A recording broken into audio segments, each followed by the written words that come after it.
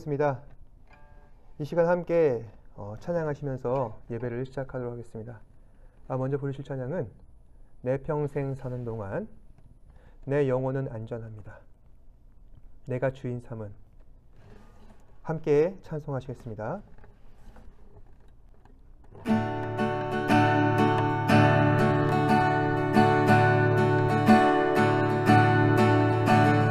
내 평생 사는 동안 주 찬양하리. 하나님의 주를 찬양하리. 주님을 묵상하리.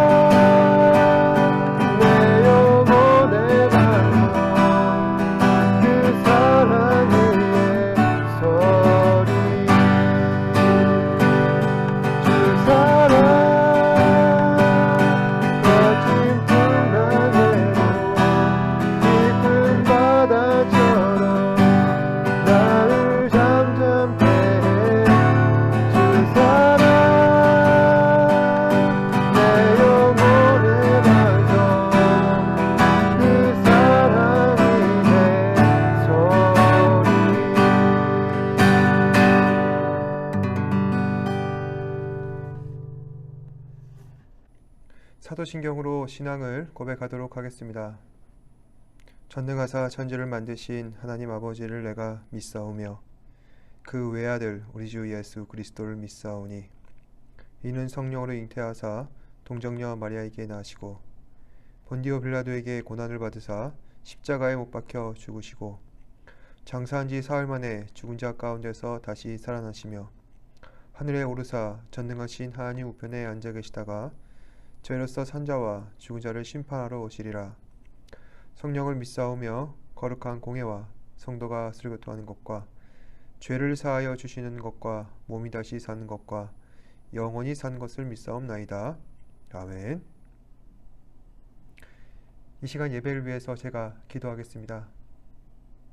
고맙고 사랑이 많으신 주님, 한 주간도 주님의 은혜 가운데에서 우리 친구들 붙들어 주시고 선하신 길로 인도하여 주셔서 매 순간 주의 말씀에 순종하게 하시니 감사합니다. 오늘 이 시간 예배 자리에 나와 주님을 찬양하며 경배할 때 주의 크신 은혜와 사랑을 다시 한 번 더 깊이 깨달을 수 있는 시간 되게 하여 주옵소서. 지난 우리의 삶을 돌이켜봅니다. 우리는 너무나도 연약하고 부족하여서 우리의 생각과 마음과 입술로 죄를 범할 때가 많았습니다. 이 시간 주 앞에 나온 주의 친구들을 예수 그리스도의 보혈로 정결케 하여 주시고 새롭게 하여 주사 주 앞에 드리는 예배가 온전한 마음으로 드려질 수 있도록 성령님 인도하여 주시옵소서. 또한 지금 시험 기간입니다. 각자 준비할 때 지혜와 명철을 더하여 주셔서 아버지 하나님 우리가 지금까지 애쓰고 수고한 것들이 허투루 되지 않도록 잘 발휘하여서 이 시험을 감당할 수 있도록 성령님 인도하여 주시옵소서.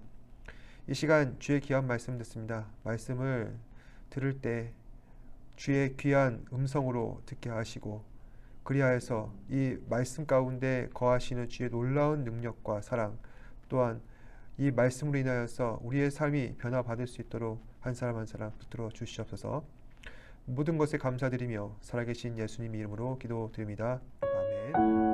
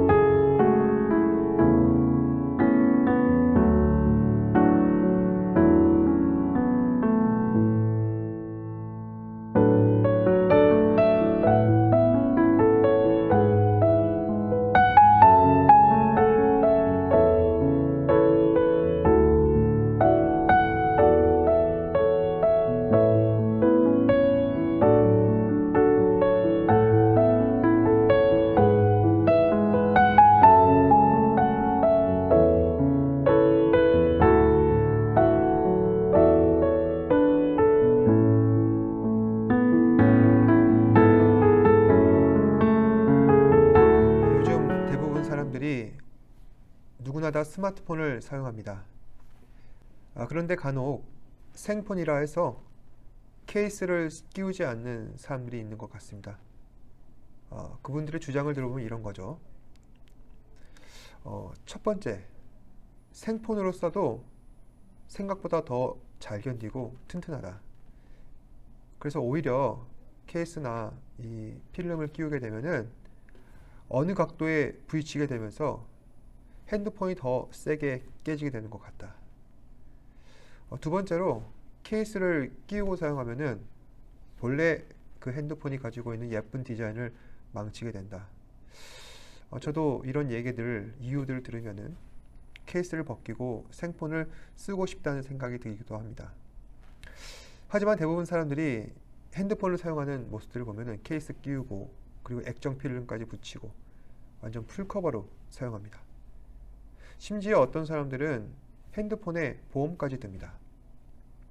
그래서 사실 보험을 들든지 아니면 케이스를 끼우든지 둘 중 하나만 해도 충분한 보호가 가능한데 둘 다를 하시는 분들 보면은 좀 과하다는 생각이 들기도 합니다. 왜 그럴까?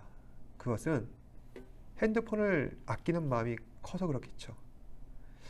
그런데 만약 내가 그 아끼는 핸드폰을 친구한테 빌려줬는데 그 친구가 케이스 벗기고 액정 필름까지 벗기고 함부로 사용한다면 그건 어떻게 될까?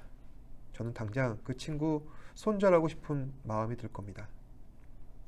그런데 사실 생각해 보면은 친구가 중요한가? 핸드폰이 중요한가? 사람이 중요한 것인가? 물건이 중요한 것인가? 결론은 너무나도 간단하죠? 사람이 더 중요한 것은 마땅합니다.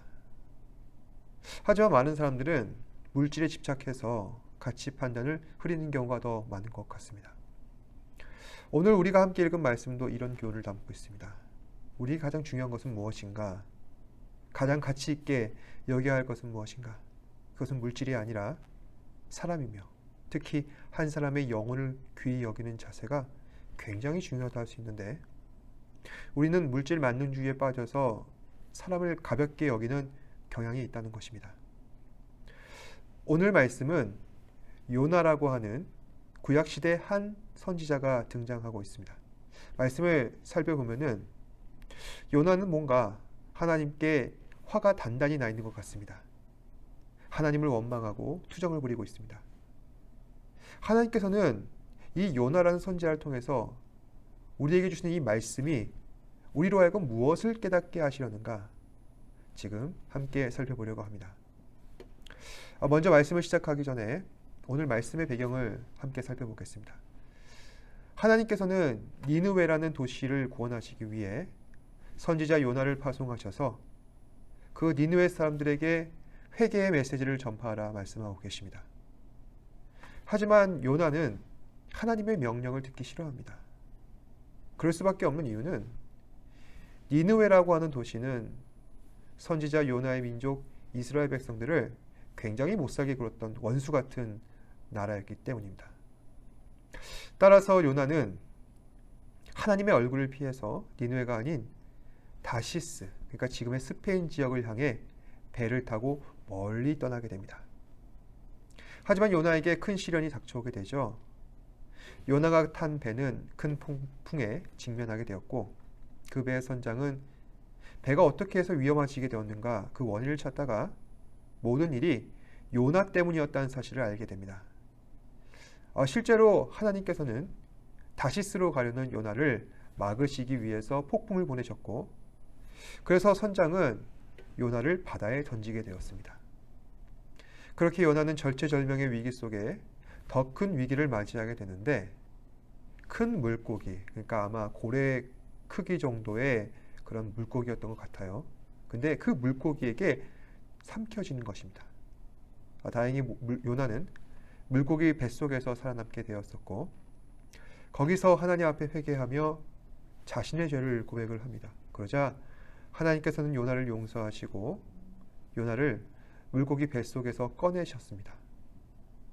이제 요나에게 하나님의 말씀에 순종하여서 니느웨로 가서 그들에게 회개의 메시지를 선포하라는 그러한 하나님의 명령밖에는 남은 것이 없었습니다. 하지만 여전히 요나는 어떠한 반응을 보이고 있는가? 1절 말씀입니다.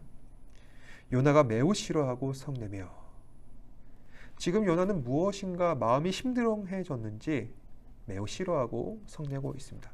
대체 요나는 무엇이 마음에 들지 않는 것인가?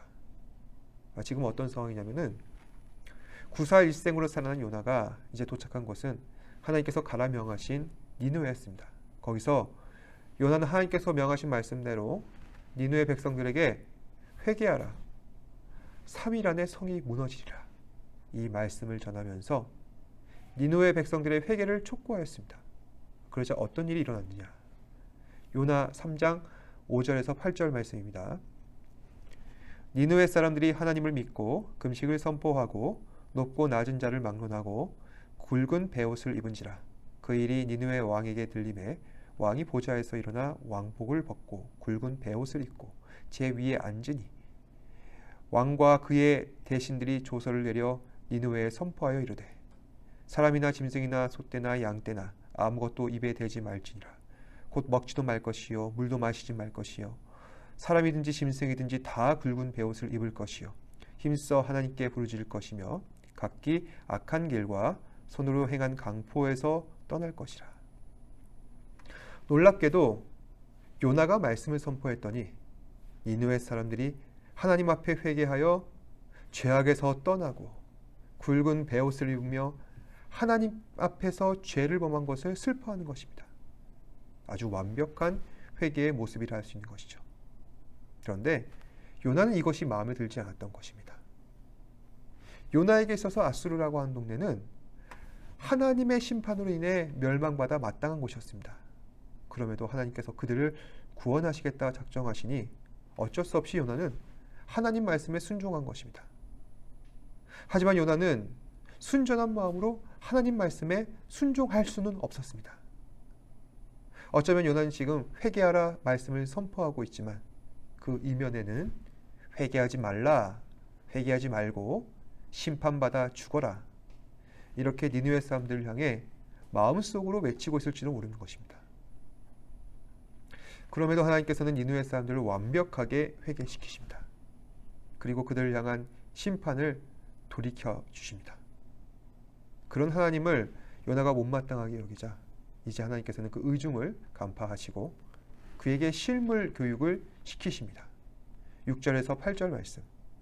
하나님 여호와께서 박넝쿨을 예비하사 요나를 가리게 하셨으니 이는 그의 머리를 위하여 그늘이 지게 하며 그의 괴로움을 면하게 하려 하심이더라. 요나가 박넝쿨로 말미암아 크게 기뻐하였더니 하나님이 벌레를 예비하사 이튿날 새벽에 그 박넝쿨을 갉아먹게 하심에 시드니라.